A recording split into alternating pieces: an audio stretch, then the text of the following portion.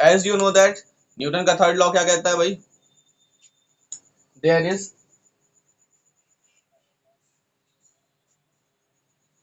हाँ, तो न्यूटन्स का थर्ड लॉ हम बात कर रहे हैं, Newton's third law of motion, Newton के थर्ड लॉ पर बात करेंगे। तो इसका कहना है, न्यूटन का थर्ड लॉ का कहना है भैया कि अगर एक बॉडी किसी दूसरे बॉडी पर फोर्स लगाती है तो दूसरी बॉडी भी इक्वल फोर्स पहली वाली बॉडी पर लगाएगी। यही तो कहना है न्यूटन का थर्ड लॉ का। तो अगर हमारे पास दो बॉडीज हैं, अगर ये बॉडी है ए और ये बॉडी है बी, ये बॉडी ए है और ये बॉडी बी है, अगर पहली वाली बॉडी ए जो है बॉडी बी पर फोर्स लगाएगी इस डायरेक्शन में, हम इस डायरेक्शन में कंसीडर कर सकते हैं, कुछ इस डायरेक्शन में फोर्स लग रहा होगा, तो बॉडी बी भी ए पर इस डायरेक्शन में फोर्स लगाएगी और इक्वल अमाउंट में फोर्स लगाएगी। इसको लिखने का मेथड सीखना है आपको, लिखने का मेथड आपको सीखना है। बॉडी ए बॉडी बी पर फोर्स लगाती है तो उसको किस तरीके से लिखा जाता है, उसको लिखा जाएगा एफ बी ए। पढ़ते कैसे हैं, force act on B due to A, force act on B due to A, यानी ए की वजह से बी पर फोर्स लगा, इसको क्या लिखते हैं, एफ बी ए लिखते हैं। और अगर बी के कारण से ए पर फोर्स लगेगा तो आप क्या लिखोगे, force act on A due to B, और इसको आप लिखोगे मैथमेटिकल फॉर्म में F A B is equals to minus F B A. किस फॉर्म में, वेक्टर फॉर्म में। कौन सा फॉर्म है ये, वेक्टर फॉर्म है। ठीक है, तो इस तरह से आपको शो करना होगा, ये लिखने का मेथड होगा एफ बी ए। अगर बी पर फोर्स लग रहा है ए के कारण से तो आप ये रखोगे पहले वो ऑब्जेक्ट रखा जाता है जिस पर फोर्स लग रहा होता है, जिसके कारण से फोर्स लगता है वो बाद में लिखा जाता है। ये याद रहेगा आप लोगों को, सभी के हाँ नहीं मिले मुझे, याद रहेगा बेटा, याद रहना चाहिए, क्योंकि 12th क्लास का पहला चैप्टर जब मैं पढ़ाऊंगा ना, 12th क्लास का पहला चैप्टर जब मैं पढ़ाऊंगा 12th क्लास में जब आप पहुंचोगे तब फिर मैं आपसे पूछूंगा कि F12 लिखूं या F21 लिखूं, ठीक है ना, फिर मैं पूछूंगा आपसे, तब मुझे बताइएगा, तब मुझे याद रहेगा कि हाँ आपने सही याद उस समय सही समझा था कि नहीं समझा था। ठीक है, 12th क्लास में फर्स्ट चैप्टर जब पढ़ाएंगे तब पूछेंगे आपसे, अभी नहीं पूछेंगे, अब पूछने का कोई मतलब नहीं है ना, अभी अभी तो पढ़ा है सर ने। तो भैया एफ बी ए का मतलब एफ यानी force act on B due to A, इसको कहते हैं एफ यानी force on A due to B, याद रहेगा। चलिए आगे बढ़े, न्यूटन का थर्ड लॉ आपको पता चल गया। न्यूटन का थर्ड लॉ यही स्टेटमेंट क्या है आपको पता है, there is equal and opposite reaction for every action, सभी एक्शन के लिए सभी रिएक्शंस के लिए एक एक्शन होता है, या आप कह सकते हो कि सभी एक्शन के लिए एक रिएक्शन होता है इक्वल और अपोजिट डायरेक्शन में। तो ये तो बहुत आसान सा टॉपिक था। अब हम बात करते हैं apparent weight in a lift, lift के अंदर हमारा वेट कितना महसूस होता है, वेट कितना होता है हमारा, ये हम डिस्कस करने वाले थे। आज का टॉपिक था apparent weight in a lift, lift के अंदर वेट कितना होगा। तो अपीरेंट की स्पेलिंग क्या होती है, APP AENT, सही है, ANT होता है क्या, सही बताना, झूठ ना बोलना, ENT होता है, पागल एकदम से। Apparent lift in a lift, on a lift, lift में वेट कितना होगा।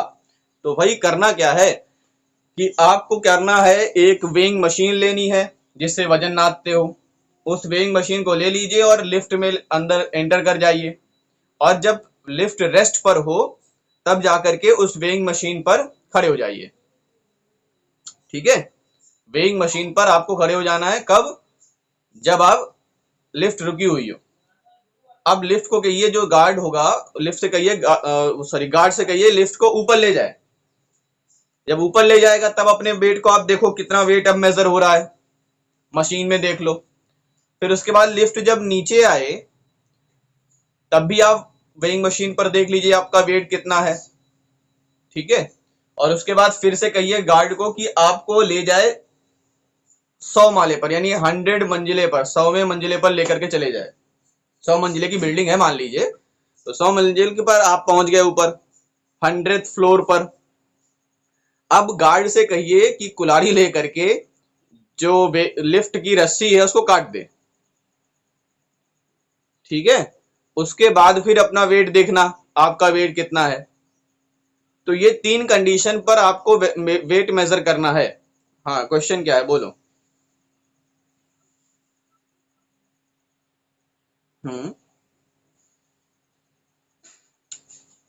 बात करते हैं, अभी देखते हैं ग्रेविटेशनल फोर्स लग रहा है कि नहीं लग रहा है। हाँ,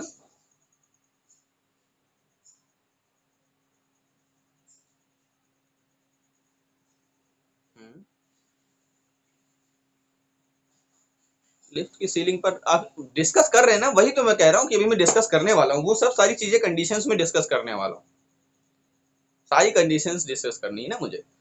तो बात ये हो रही थी कि भैया अभी हम क्या बात कर रहे हैं कि पहली कंडीशन वाली बात कर लो कि लिफ्ट में अगर गए हैं, लिफ्ट रेस्ट पर है, तो वेट कितना होगा, वेट कितना होगा, इस चीज को समझने की कोशिश करते हैं। ये मान लीजिए लिफ्ट है और ये रेस्ट पर है, आपने वेइंग मशीन लिया और इसके ऊपर खड़े हो गए, सही है, दिख रहा है सबको। उसके बाद यहां पर मोशन नहीं हो रहा है, यानी एक्सेलरेशन इक्वल टू 0 होगा, एक्सेलरेशन इक्वल टू 0 होगा।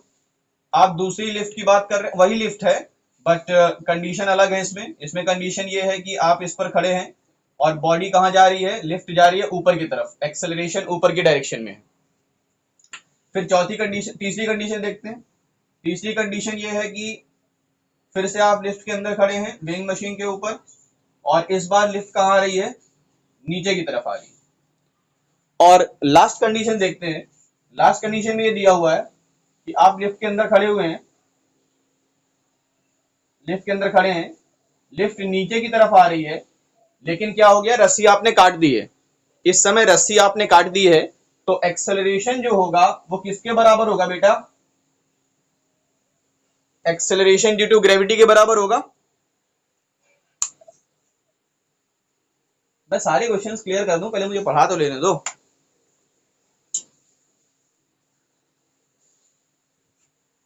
अरे बेटा मैं क्या कह रहा हूं, मैं कह रहा हूं पहले इन तीन कंडीशन को पढ़ा तो लेने दो, तब तो मैं यहां तक पहुंचूं। मेरी भी कुछ सुन लो, मैं यहां तक पहुंच जाऊं, फिर मैं बता रहा हूं सारी कंडीशंस, तुम्हारी सारे क्वेश्चन सारे डाउट्स में क्लियर कर दूंगा। पहले रुको तो, धीरे धीरे पढ़ो, इकट्ठा मत पढ़ लो, आराम से। तो ये 4 कंडीशंस हैं हमारे पास, ठीक है। चलिए, अगर आप ग्राउंड के बाहर रहोगे, मतलब इस लिफ्ट के बाहर रहोगे, बाहर ग्राउंड में रहोगे, ये आपने वेइंग मशीन के ऊपर खड़े हो गए आप, आपका वेट मान लीजिए 50 केजी है, 50 केजी आपका वेट है, वेट नहीं 50 न्यूटन आपका वेट है, तो नीचे की तरफ लगेगा, जाहिर सी बात है, mg, mg लगेगा। और ऊपर की तरफ फोर्स कितना लग रहा है, नॉर्मल रिएक्शन फोर्स, जो अर्थ हम पर लगा रही है ना, अर्थ लगा रहा है कि ग्राउंड लगा रही, हाँ गुड, यहां पर ग्राउंड लगा रहा है, या लिफ्ट का वेइंग मशीन जो लगा रही है वो ऊपर है। तो हमारे जो मेजरमेंट होती है, जो वेट हमारा होता है वो कौन सा होता है, mg वेट होता है कि r वेट होता है, mg फोर्स है बेटा, वेट होगा normal reaction force, normal reaction force जो है वो वेट होता है, नॉर्मल रिएक्शन फोर्स वेट होता है। जो हमारा वेट होता है वो कौन होता है, नॉर्मल रिएक्शन फोर्स होता है, mg हमारा वेट नहीं होता, mg हमारा वेट नहीं होता। हम पर जो फोर्स लग रहा है नॉर्मल रिएक्शन फोर्स, यानी जो सरफेस हम पर लगा रही है ऊपर की डायरेक्शन में, ये हमारा वेट है। तो चलिए ये तो हो गया वेट की बात। अब बात करते हैं कि भैया रेस्ट पर है तो क्या यहां पर ये कंडीशन लगेगी? यहां पर भी तो यही कंडीशन है। यहां पर भी कौन सी कंडीशन है? ये mg है, ये ऊपर के डायरेक्शन में नॉर्मल रिएक्शन लग रहा है, तो इस कंडीशन पर r जो है वो mg के बराबर होगा, यानी वेट जो है वो mg के बराबर होगा। किसने पूछा वैसे ये? किसने पूछा है बेटा? कौन? नाम क्या बताओ?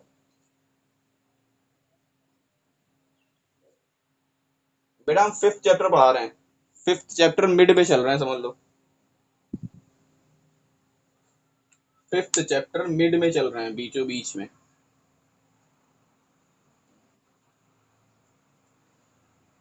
तो बेटा W इज इक्वल टू कितना हो गया? mg, यानी जो हमारा वेट होगा वो अर्थ के कारण से जो फोर्स लग रहा है उसके इक्वल होगा। अर्थ की वजह से जो हम पर फोर्स लग रहा है उसके बराबर होगा क्या? हमारा वेट। अब यहां पर कंडीशन करते हैं, तो यहां पर हालात कुछ ऐसे हैं कि इस कंडीशन पर हम एफबीडी ड्रॉ करेंगे। इस कंडीशन पर हम क्या ड्रॉ करेंगे? एफबीडी ड्रॉ करेंगे। तो ध्यान रखिएगा एफबीडी कैसे बनाते हैं। इस पार्टिकल को हमने डॉट के फॉर्म में मेजर किया, इस पर कितने फोर्स लग रहे हैं सारे फोर्स इस पर शो कर दो, यही बताया गया था एफबीडी पर। Consider object as a point size, हमने ऑब्जेक्ट को पॉइंट साइज मेजर ऐसा कंसीडर कर लिया। आपने क्या करना है, दूसरा कंडीशन क्या बताया गया था कि कंसीडर करिए कैसा, सारे फोर्सेस, इस पर जितने भी फोर्स है उसको सारे फोर्सेस को क्या करो, शो कर डालो। तो इस पर कितने फोर्स लग रहे हैं, इस बॉडी पर इस समय कितने फोर्स लग रहे हैं, और कुछ reaction force, normal reaction force, यानी नॉर्मल रिएक्शन फोर्स ऊपर की डायरेक्शन में, mg नीचे की डायरेक्शन में। अगर एफबीडी बनाते हैं तो एफबीडी कुछ ऐसा मिलेगा कि ये हो गया r, ये हो गया mg, और ये हो गया हमारा ऊपर की डायरेक्शन में a हो गया ma। इस डायरेक्शन में ma लगेगा ना भाई, ऊपर की तरफ फोर्स लगता है F is equal to ma, क्योंकि ऊपर की डायरेक्शन में एक्सेलरेशन a से लिफ्ट मूव कर रही है। तो कितने फोर्स लगे इस ऑब्जेक्ट पर? एफबीडी हमने ड्रॉ किया, 3 फोर्स लग रहे हैं। अब 2 फोर्स जो हैं R प्लस ma किसके बराबर होगा? इस कंडीशन पर R plus ma is equal to mg। तो R इज इक्वल टू कितना हो जाएगा? mg माइनस ma, या फिर W जो हमारा वेट होगा वो वेट किसके बराबर होगा? mg माइनस ma के बराबर। यानी जब लिफ्ट रेस्ट पर थी, देखिए लिफ्ट क्या थी, रेस्ट पर, रेस्ट पर वेट कितना था? mg, और जब ऊपर की तरफ लिफ्ट गई तो mg में से ma माइनस हो गया, यानी हमारा वेट जो होगा वो कुछ कम हो जाएगा। क्या हो जाएगा बेटा? हमारा वेट पहले के वेट से कुछ कम हो जाएगा। यानी जब हम ऊपर की तरफ जाते हैं, किसी एक्सेलरेटेड ऑब्जेक्ट पर हम बैठ करके ऊपर की तरफ जाते हैं तो हमारा वेट क्या हो जाता है? कम हो जाता है, हमारी बॉडी हल्की हो जाती है। हाँ बेटा।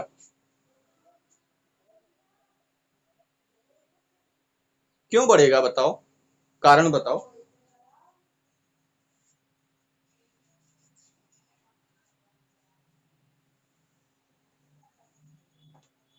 नहीं बेटा, बढ़ेगा क्यों? बताओ।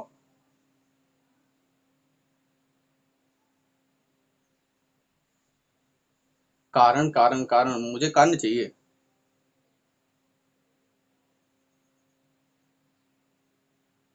कारण बताओ।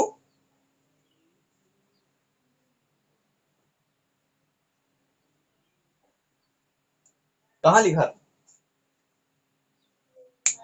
कहाँ? अरे कहाँ लिखा था, कहाँ पढ़े थे बताओ तो।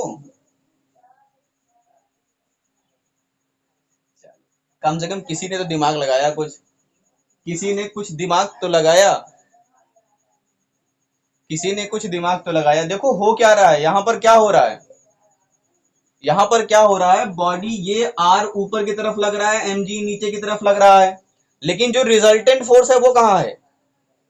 रिजल्ट कहाँ पे निकल रहा है? मोशन किस डायरेक्शन में हो रहा है? रिजल्ट क्या है? रिजल्ट ऊपर की तरफ है। तो बेटा रिजल्ट ऊपर की तरफ है, तो ये जो कंडीशन है ये क्या फॉलो हो सकती है? यहाँ पर एफबीडी लग सकता है क्या? एफबीडी लग सकता है? एफबीडी लग सकता है क्या? एफबीडी मैंने कब के लिए बताया था, कब लगाने के लिए बताया था एफबीडी? अरे बोलोगे एफबीडी कब बताया था? पिछले क्लास में कुछ बताया था एफबीडी कब लगाते हैं? जब हम रेस्ट पर होते हैं तब, न्यूटन्स फर्स्ट लॉ की बात करते हैं तब एफबीडी लगाते हैं। क्या यहाँ पर न्यूटन फर्स्ट लॉ अप्लाई होगा? यहाँ पे तो न्यूटन का सेकंड लॉ अप्लाई हो रहा है, बॉडी मोशन में है, रेस्ट पे तो है ही नहीं, या तो यूनिफॉर्म वेलोसिटी से मोशन में हो। ये एक्सेलरेशन है, एक्सेलरेशन हो रहा है, क्या यूनिफॉर्म वेलोसिटी है? अगर यूनिफॉर्म वेलोसिटी होती तो क्या लगता एफबीडी बनाते, क्योंकि न्यूटन का फर्स्ट लॉ अप्लाई होता। यहाँ पे न्यूटन का फर्स्ट लॉ तो अप्लाई ही नहीं हो रहा है, तो आप एफबीडी कैसे लगा सकते हो बताओ? आप अप्लाई कर सकते हो एफबीडी? बना ही नहीं सकते एफबीडी। एफबीडी तो तब बनेगी ना जब बॉडी रेस्ट पर होगी, जब first law of motion apply होगा। यहां पर मैंने पिछले क्लास में बताया था कि हम फर्स्ट लॉ मोशन यानी इक्विलिब्रियम कंडीशन की बात करेंगे तब हम एफबीडी ड्रॉ करते हैं। यहाँ पर एफबीडी तो हम ड्रॉ ही नहीं करेंगे। तो यहाँ पर भाई हो क्या रहा है, यहाँ पर मोशन हो रहा है ऊपर की तरफ, ऊपर की तरफ मोशन हो रहा है, रिजल्ट हमारा मिल रहा है ऊपर की तरफ। तो रिजल्ट की डायरेक्शन को हम एम ए लिखते हैं। रिजल्ट क्या है? एम ए है। और अगर एम ए ऊपर की तरफ लग रहा है तो जाहिर सी बात है आर और एम जी जो है वो अपोजिट डायरेक्शन में लेंगे। जो आर होगा वो एम ए के डायरेक्शन में है यानी आर पॉजिटिव, और एम जी एम ए के नेगेटिव डायरेक्शन में हो यानी माइनस एम जी। अब समझ में आया? तो R इज इक्वल टू क्या मिलेगा बेटा? M a plus m g मिलेगा, यानी जो हमारा वेट होगा वो क्या होगा?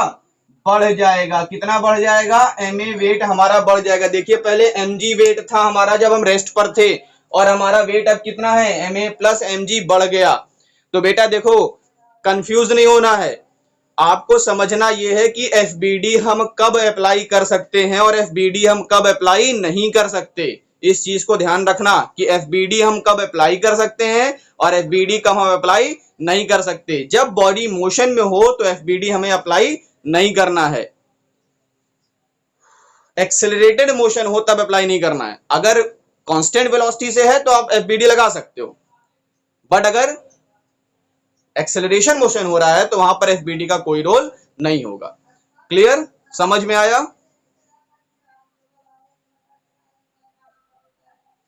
चलिए अगली कंडीशन देखते हैं। जब हम लिफ्ट से नीचे आ रहे होंगे एक्सेलरेटेड मोशन के साथ तब क्या होगा?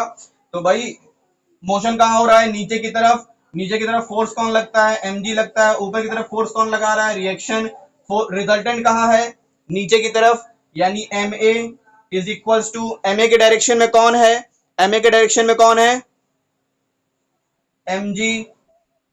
mg एम ए के डायरेक्शन में है, और r क्या है? अपोजिट डायरेक्शन में, तो r माइनस में। अब देखो r को इधर ले आओ, ma को उधर ले जाओ, तो r is equal to m ji minus m a, यानी W is equal to m ji minus m a. तो वेट कितना हो गया? वेट क्या हो गया? वेट कम हो गया। कितना कम हो गया? एम ए कम हो गया। समझ में आया बेटा? चलिए लास्ट कंडीशन देखते हैं। इसी कंडीशन पर आ जाते हैं क्योंकि सेम कंडीशन है। देखो सेम कंडीशन है, नीचे ही आ रहा है, इस बार भी नीचे आ रहा है, बट इस बार क्या हो रहा है? इस कंडीशन पर हो रहा है फ्री फॉल। इस कंडीशन पर क्या हो रहा है? Free fall. रस्सी टूट गई है, रस्सी को काट दिया गया है, क्या हो गया है? फ्री फॉल हो रहा है। तो यहां से अगर फ्री फॉल होगा तो एक्सेलरेशन जो होगा वो एक्सेलरेशन ड्यू टू ग्रेविटी के बराबर हो जाएगा। तो इस कंडीशन पर जो ए है वो किसके बराबर होगा? जी के बराबर। तो यहां पर हम क्या लिखेंगे? एम जी माइनस एम जी, और एम जी माइनस एम जी कैंसिल हो गया तो क्या बन गया? डब्ल्यू इज इक्वल टू, यानी फ्री फॉल की कंडीशन पर हमारा वेट कितना होगा? 0 होगा। अब समझ में आया? ये सारी कंडीशन समझ में आई apparent weight in a lift. Himanshi अब पूछो तुम्हारे क्वेश्चंस।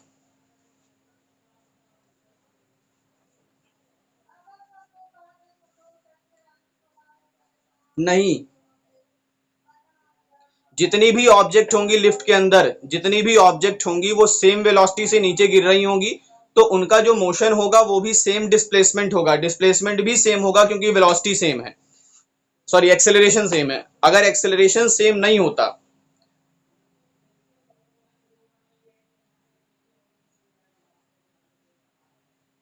हाँ, अपनी पोजीशन पर ही रहेंगे हम, जिस पोजीशन पर है। हम्म। हम्म। नहीं, नहीं क्यों लड़ेगा? मैंने बताया फ्री, अच्छा आपने देखा कि फ्री फॉल में क्या होता है, वेट कितना होता है? तो अगर कोई बॉडी, जैसे आप लिफ्ट में हो, तो लिफ्ट का वेट जीरो, आपका वेट जीरो। तो जिस वेलोसिटी, जिस एक्सेलरेशन से आप गिरोगे, उसी एक्सेलरेशन से लिफ्ट भी गिरेगी। तो आप जिस पोजीशन पर थे लिफ्ट में के अंदर, उसी पोजीशन पर लिफ्ट के अंदर भी अभी भी बने रहोगे, क्योंकि आपकी पोजीशन जो है अकॉर्डिंग टू लिफ्ट, लिफ्ट के रेफरेंस में वो सेम है। लिफ्ट के रेफरेंस में अगर बाहर से कोई देखेगा, तो बाहर से क्या दिखेगा? आपकी स्पीड और एक्सेलरेशन, सॉरी आपका एक्सेलरेशन और लिफ्ट का एक्सेलरेशन दोनों सेम दिखेगा, तो दोनों एक साथ गिर रहे होंगे ना। तो जिस पोजीशन पर आप अभी हो, लिफ्ट टूटने से पहले अगर यहां पर हो, तो लिफ्ट टूटने के बाद भी आप यहीं पर तो रहोगे। भाई लिफ्ट भी गिर रही है, आप भी गिर रहे हो, दोनों एक साथ गिर रहे हैं सेम एक्सेलरेशन से। एटलीस्ट अगर आप उसके अंदर, मान लीजिए बाई चांस आपने हाथ में एक सूटकेस ले रखा है, इतनी हाइट पर, इतनी हाइट पर आपने सूटकेस ले रखा है, और जैसे लिफ्ट की रस्सी टूट जाए, आप सूटकेस को छोड़ दीजिए, सूटकेस यहीं अटका रहेगा, ना नीचे गिरेगा ना ऊपर जाएगा, वो भी साथ साथ आपके गिरेगा नीचे उसी एक्सेलरेशन के साथ।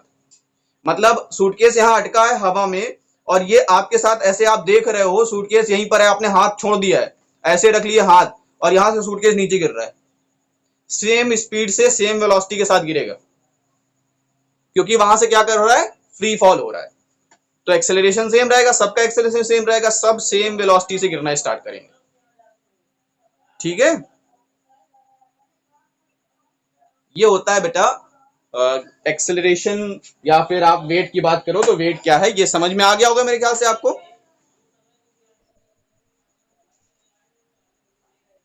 हाँ हाँ, लेकिन अगर देखो जी डबल होगी बेटा, तो हमारे लिए भी डबल होगी और लिफ्ट के लिए भी डबल होगी, तब फिर दोनों सेम आएंगे ना। अगर दूसरे एक के लिए चेंज हो जाए और एक के लिए चेंज ना हो, तब कंडीशन अलग हो जाएगी, बट दोनों के लिए अगर सेम चेंज होगी तो फिर कोई कंडीशन चेंज नहीं होगी, सेम वही कंडीशन रहेगी फिर। ठीक है ना, चलिए इतना समझ में आ गया है। Apparent weight in a lift समझ में आ गया, तो conservation law of linear momentum की बात करें। लीनियर मोमेंटम बता दिया गया था पहले भी, conservation law of linear momentum बताना था आज, रफ कर रहे हैं इसको। तो भैया आपने नाइन्थ क्लास में भी पढ़ा होगा conservation law of linear momentum, ninth class में ये नहीं पढ़े थे शायद मेरे ख्याल से, अपेरेंट लिफ्ट नहीं पढ़े थे क्या? तो चलिए भाई, कंजर्वेशन लॉ ऑफ मोमेंटम क्या कहता है, लीनियर मोमेंटम भी इसको लिख सकते हैं, कोई दिक्कत नहीं है, लीनियर मोमेंटम लिखो या मोमेंटम लिखो, बात एक ही है। तो क्योंकि हम लोग मोमेंटम पढ़ रहे हैं, लीनियर मोमेंटम ही पढ़ रहे हैं, लीनियर मोशन ही पढ़ रहे हैं, इसलिए लीनियर मोमेंटम आप लिख भी सकते हो, नहीं भी लिख सकते हो। मोमेंटम हालांकि दो होता है, सर्कुलर मोमेंटम, एंगुलर मोमेंटम अलग होता है, लीनियर मोमेंटम अलग होता है। तो फिलहाल अभी हम लोग यहाँ पर लीनियर मोमेंटम ही पढ़ रहे हैं, एंगुलर मोमेंटम अभी नहीं पढ़ रहे हैं। जब सर्कुलर मोशन पढ़ेंगे, फिर से यूनिफॉर्म सर्कुलर मोशन पढ़ेंगे, तो फिर से एंगुलर मोशन पढ़ेंगे, एंगुलर मोमेंटम पढ़ेंगे, जब रोटेशनल मोशन पढ़ेंगे तब अगला चैप्टर, अगले के अगला चैप्टर हो जाएगा। तो भाई कंजर्वेशन लॉ ऑफ मोमेंटम क्या कहता है बताइए, नाइन्थ क्लास में पढ़ा होगा आप लोगों ने,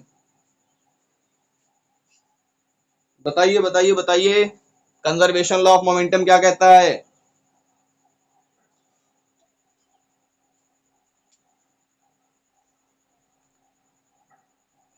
भाई मेरे सबसे पहली चीज तो आपको वर्ड याद आ जाना चाहिए, कंजर्वेशन, कन्वर्जन लिख दिया मैंने, सॉरी कन्वर्जन लिख दिया, कन्वर्ट थोड़ी ना करना है, हमें तो कंजर्व करना है।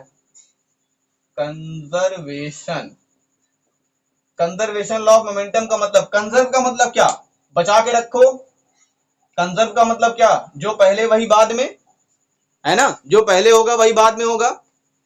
कंजर्वेशन का मतलब यही होता है, जो पहले था वही बाद में हो, यानी नो चेंज। अगर किसी चीज में चेंज नहीं होता तो वो कंजर्व है ना। जैसे energy, energy can not be created not be destroyed, तो एनर्जी को ना ही क्रिएट किया जा सकता है ना ही डिस्ट्रॉय किया जा सकता है। जैसे पहली एनर्जी रहेगी टोटल एनर्जी रहेगी, एक्सेलरेशन या कुछ भी हो, जैसे एनर्जी पहले थी वही एनर्जी कुछ देर के बाद भी है, यानी एनर्जी कंजर्व है।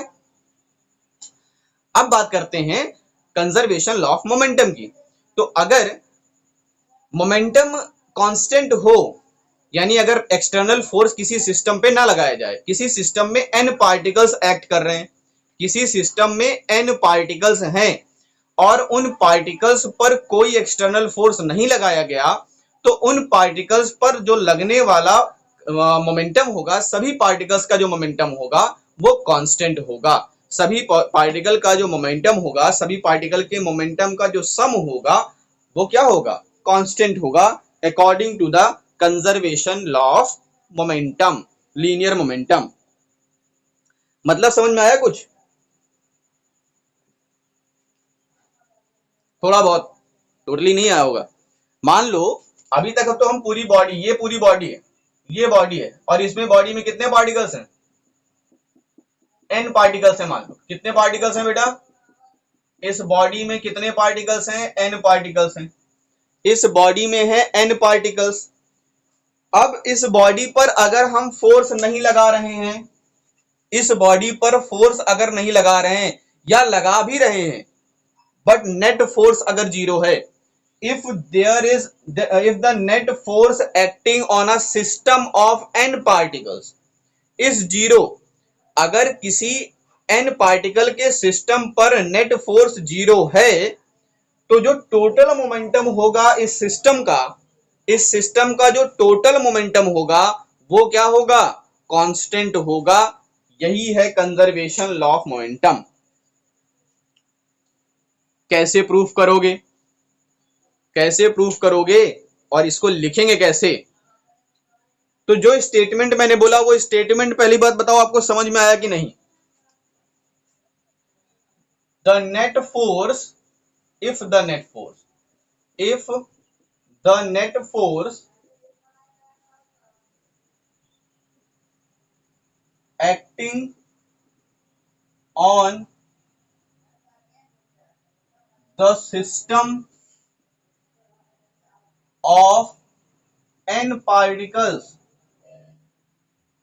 is zero, then the total linear momentum of the system is constant। ये है स्टेटमेंट, ये है स्टेटमेंट, ठीक है, कि अगर किसी सिस्टम पर n पार्टिकल्स के सिस्टम पर नेट फोर्स जीरो होगा तो पार्टिकल का जो टोटल मोमेंटम होगा, उस बॉडी का जो टोटल मोमेंटम होगा, उस सिस्टम का जो टोटल मोमेंटम होगा वो कांस्टेंट होगा। चलिए इसी चीज को प्रूफ करते हैं। तो भाई जो टोटल मोमेंटम होगा इस पार्टिकल का, बताइए क्या होगा? इस पार्टिकल का जो टोटल मोमेंटम होगा वो होगा पहले पार्टिकल का मोमेंटम प्लस दूसरे पार्टिकल का मोमेंटम प्लस तीसरे पार्टिकल का मोमेंटम, इसी तरीके से सारे पार्टिकल्स के मोमेंटम के सम के इक्वल होगा कि नहीं होगा, बताइए। ये सही है, इतना समझ में आ गया, क्योंकि इस बॉडी का, इस सिस्टम का मोमेंटम क्या होगा, हर एक पार्टिकल के अलग अलग मोमेंटम के सम के इक्वल होने वाला है। सही बात है सर। तो अगर हम लिखना चाहें तो लिख सकते हैं क्या, m1v1 plus m2v2 plus m3v3, ऐसे mn लिख सकते हैं, बताइए, लिख सकते हैं ना? तो अब बताइए भाई कि जो फोर्स होता है वो फोर्स क्या होता है? फोर्स इज इक्वल टू क्या, according to second law of motion. Second law of motion पे क्या बताया गया था, क्या बताया गया था? हाँ, एम ना बोल देना। The rate of change of momentum, the rate of change of momentum with respect to time is called force, यानी F is equal to dp by dt, यानी डिफरेंशिएशन, किसका डिफरेंशिएशन? P का डिफरेंशिएशन, मोमेंटम का differentiation. सही बात है। अब अगर फोर्स जीरो हो जाए, अगर F जीरो हो जाए, नेट फोर्स जीरो हो जाए, तो बताइए dP बाई dt क्या हो जाएगा? dP बाई dt क्या हो जाएगा? जीरो। और किसी भी वेरिएबल, किसी भी फंक्शन का डिफरेंशिएशन जीरो कब होता है? किसी भी फंक्शन का डिफरेंशिएशन जीरो कब होता है? ये डिफरेंशिएशन जीरो हो रहा है, किसी भी फंक्शन का डिफरेंशिएशन जीरो कब होता है? बिल्कुल सही, जब P कांस्टेंट रहा होगा तभी तो इसका डिफरेंशिएशन जीरो होगा। मैंने बताया था कि अगर किसी कांस्टेंट को डिफरेंशिएट करोगे, किसी कांस्टेंट को डिफरेंशिएट करोगे तो उसकी वैल्यू जीरो होती है। तो यहां पर अगर P को डिफरेंशिएट करने पर T के रिस्पेक्ट में जीरो आ रहा है, इसका मतलब P क्या होगा? कांस्टेंट होगा। यानी अगर एक्सटर्नल फोर्स नहीं लग रहा है, नेट फोर्स जीरो है, तो क्या होगा? कांस्टेंट होगा। Momentum should be constant, change in momentum should be constant. Momentum में चेंज जो होगा वो जीरो होगा। समझ में आया? अब बात करते हैं derivation of law of conservation of momentum. Law of conservation of momentum का डेरिवेशन करना है हमें। हिमांशु कुछ पूछ रही हो क्या?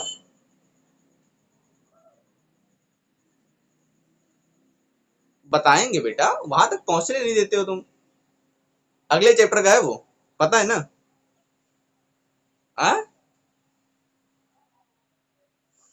फॉर्मूले से पहले बहुत कुछ बताना है बेटा, उसमें सिर्फ फॉर्मूला बताना होता तो मैं बता दिया होता, उससे बहुत सारी चीजें पहले पढ़नी है ना हमें, ठीक है? इसीलिए नहीं बता रहा हूं। तो ये समझ में आया। अब हम डेरिवेशन करेंगे जो आप लोगों ने 9th में पढ़ा था। अभी तक तो ये चीजें 9th में नहीं पढ़ी थी आप लोगों ने, ये चीज आपने 9th में नहीं पढ़ी थी, ये 9th में नहीं पढ़ाया गया होगा। 9th में जो पढ़ाया गया था कि एक बॉडी इधर से आ रही है, दूसरी बॉडी इधर से आ रही है, दोनों एक दूसरे से कोलाइड कर गई, मिल गई, दोनों एक दूसरे का टक्कर हो गया। पहले वाली की वेलोसिटी u1 थी, दूसरे वाले की वेलोसिटी u2 थी। m1 v1 plus m2 v2 is equal to m1 v1 plus m2 v2। यही तो कहा गया था, यही सिखाया गया था। तो अब इसकी प्रूविंग करेंगे यहां पर।